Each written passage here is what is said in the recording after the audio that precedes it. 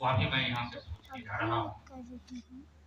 भाई अमर जी कह रहे थे, बहुत ही अच्छी बातें इन्होंने कही और उन बातों को फिर यहाँ रिपीट करना कोई समय के लिए उचित नहीं है। तो कह रहे थे कि राजनीति के हैं, फिर साहित्य की बात है, तो मैं साहित्य का व्यक्ति हूँ, तो मुझे मेरा एक ये कहना है कि राजनीति आनी जानी होती है, कई तरह की राजनीतियां आती हैं जाती हैं, अंत में जो बचता है वो साहित्य ही बचता है। और साहित्य का यह दायित्व भी होता है कि तुम्हें अंत तक रहना है, क्योंकि तुम्हें ही संभाल करके लिखना है। आप जितने कम लोग भी हैं, निश्चित रूप से आप धन्यवाद के पात्र हैं, जो हम लोगों को आप यहाँ सुनने के लिए उपस्थित हैं, और यह निश्चित रूप से उस पुण्य आत्मा के प्रति आपकी श्रद्धा को दर्शाती है। ये बात मैं इस मंच से अपनी ओर से श्रद्धेय जगन्नाथ बाबू के परिवार को बधाई देता हूँ, धन्यवाद देता हूँ कि यह जो उनकी पुण्यतिथि का काम कोर्ट परिसर से इस प्रेक्षागृह में हुआ, तो यह यात्रा चलती रहे और हर एक वर्ष हम लोग इसमें शरीक हो और ये काम हो, क्योंकि सही अमर जी नहीं कहा, बिल्कुल ये बात सही कही उन्होंने कि जगन्नाथ बाबू की पुण्यतिथि सिर्फ उनके परिवार का ही दायित्व नहीं है, पूरे समाज का दायित्व है। तो चलिए, परिवार से जो बात शुरू हुई है, हम लोग संकल्प लेंगे अगली बार वो पूरे समाज के करते हो, और पुनः मैं उस पुण्यात्मा को श्रद्धा निवेदित करता हूँ। बहुत बहुत धन्यवाद। बहुत बहुत धन्यवाद भैया। जैसा कि मैं एक बात यहाँ पे बता दूं कि शुरुआती दिनों में बोलना मैं अमर जी से ही सीखा था, इनके साथ काफी रहा, और मंचों से पहले मैं नुक्करों पे बोला करता था, और राजनीतिक नुक्कड़ से लेकर के सामाजिक नुक्कड़ तक पे मैंने ढेले भी खाए, रोड़े भी खाए,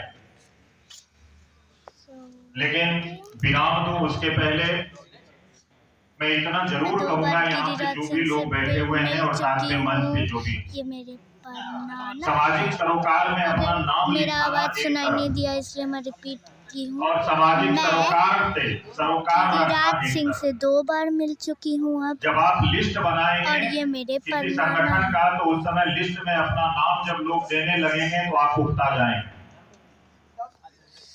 मैंने भी ऐसे कई लिस्टों में अपने नाम को देखा। दिनकर भवन मुक्ति आंदोलन की जब बात हुई तो उसमें भी मैंने देखा, अनेकों जगह मैंने देखा।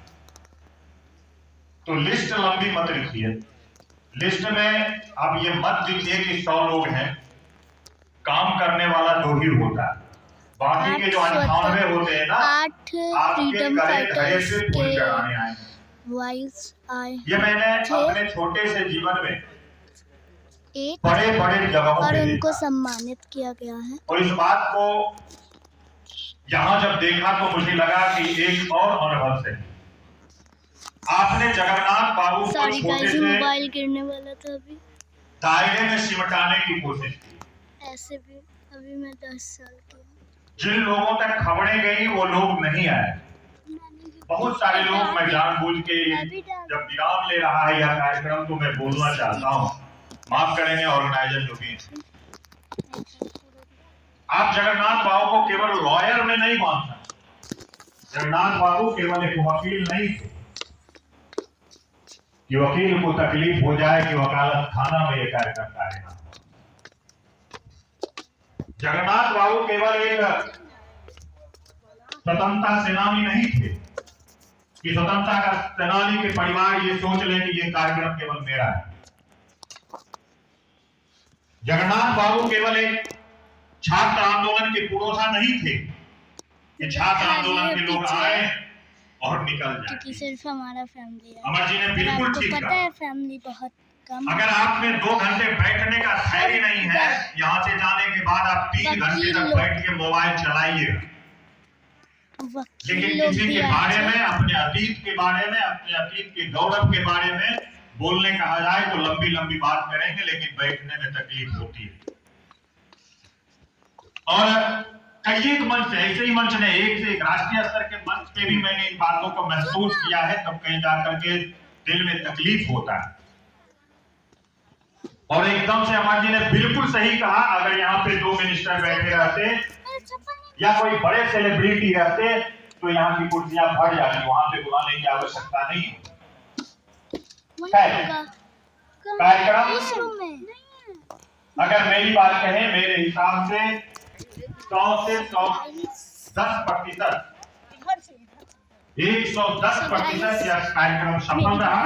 और सफलता का पैमाना ये है कि उनके बारे में इतनी बातें हुई, और विज्ञान भी कहता है हमारे मुंह से निकला हुआ शब्द कभी खत्म नहीं, और हमारा आध्यात्म भी कहता है